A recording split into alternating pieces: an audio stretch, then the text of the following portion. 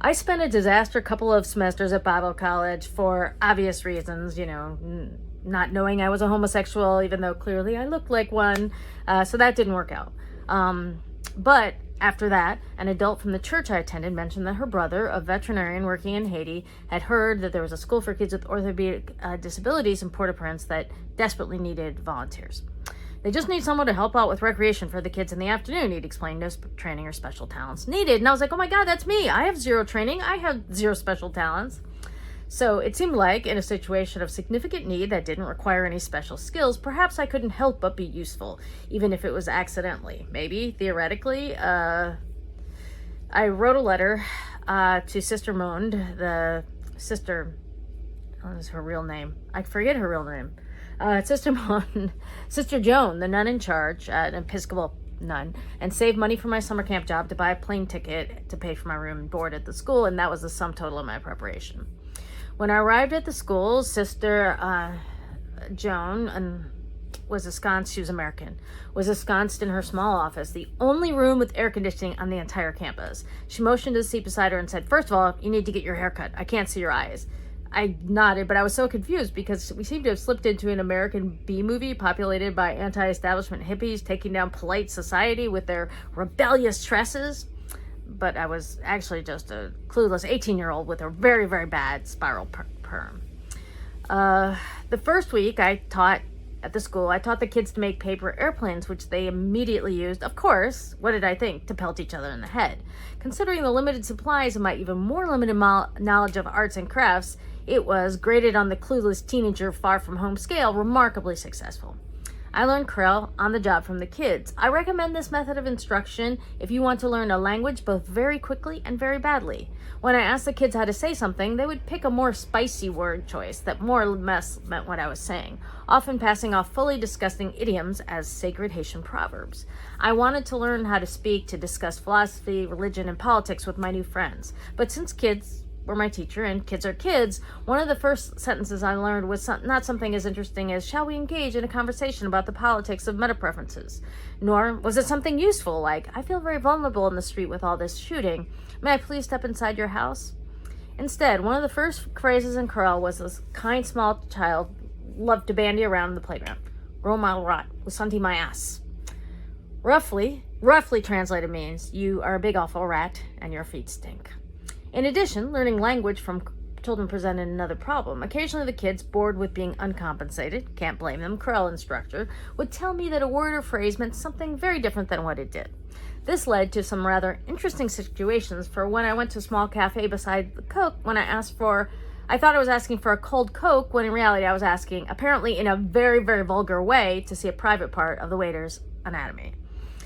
Even without the kids' very understandable misdirection, I managed to make a fool of myself on a regular basis. The same week, I was attempting to quell the chaos erupting on children as I was trying to guide them through another hopeless arts activity. I tried to say, I think it involved paper mache. I tried to say, please, please, everyone listen, but what I actually said was, please, please, everyone spit. They're not even that close. The students were overjoyed by this mistake, and one or two of the more bold kids actually complied.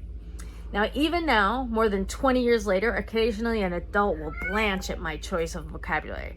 I've learned to immediately backtrack and say, I'm sorry. I learned Creole from children. Could you please tell me the more polite way to say that?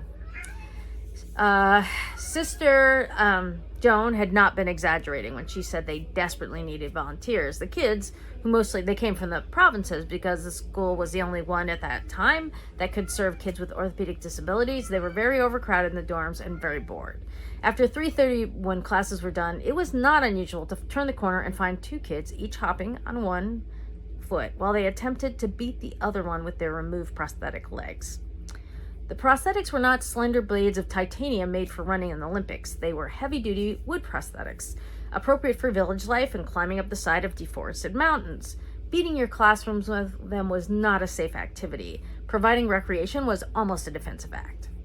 I tried to help the kids have fun that wouldn't result in broken limbs, prosthetic or otherwise. But I was overwhelmed, inexperienced, and always out of ideas. We didn't have many supplies, and the ages of the kids ranged from 4 to 19 years. I was impatient and too often short with them. I also managed to contract ringworm on my face, which I ignored until the fungus covered an entire cheek. Strangers often assumed it was a burn scar and asked if I'd been in a car accident. It itched constantly, and so I would rub my face, especially when I was thinking of Ward, which was all the time. The kids started calling me Blanc Gratte, or the scratching white person. So yeah, things were going great. One morning, a few months after my stint as hapless recreation volunteer began, Sister Joan summoned me into her office. I have a very special project for you. The children must do a play about Christopher Columbus. They should know more about the heroes of Haiti. She wasn't kidding. She was also not going to listen to any of my counter-arguments from a countercultural hippie. She kicked me out of her office, but I couldn't do it. I wasn't teaching the kids latchhook or how to fold paper lanterns or play lacrosse or anything helpful. But actually engaging them in an artistic celebration of centuries of greed and genocide seemed less hapless and more like a hate crime. That afternoon, I grabbed 5 of the oldest kids and took them to an empty classroom to explain the situation. We were all silent, just a bunch of hot, angry teenagers stewing in our grumbling resentment. After some time, one of the kids got up and began the favorite of the kids' pastimes, physically imitating another kid's disability. As Francis, who is partially sighted, pretending to be a blind classmate, stumbled around, dramatically bumping into walls and falling over, another kid said, "Oh, look, it's Christopher Columbus, discovering Haiti by accident." With that, we had the start of a script. The kids constructed a play, something between a classic farce and a SNL sketch. Christopher Columbus became a bumbling, but now fully sighted character. He landed in Haiti, falling off his boat and squishing 3 small children in the process. He never walked into a room without tripping over something. The older kids built this huge papier-mâché goat, which a kid would throw through the scene whenever Christopher Columbus spoke. It was kind of, I guess, a jarring attempt at an objective correlative. The implication, I guess, was that his voice was so grating that it caused even farm animals to run, or I suppose fly, in horror. The Haitian staff would occasionally stop in for rehearsals, shake their hands and their heads and laugh. Although Sister Joan would sometimes ask how the play was going, I just nodded and gave her the thumbs up. I'd never crossed her before, because she'd never asked anything this bananas of me, so she had no reason to question further. And while I wasn't any less afraid of making her angry, I certainly couldn't imagine stopping the joy I was watching unfold before me.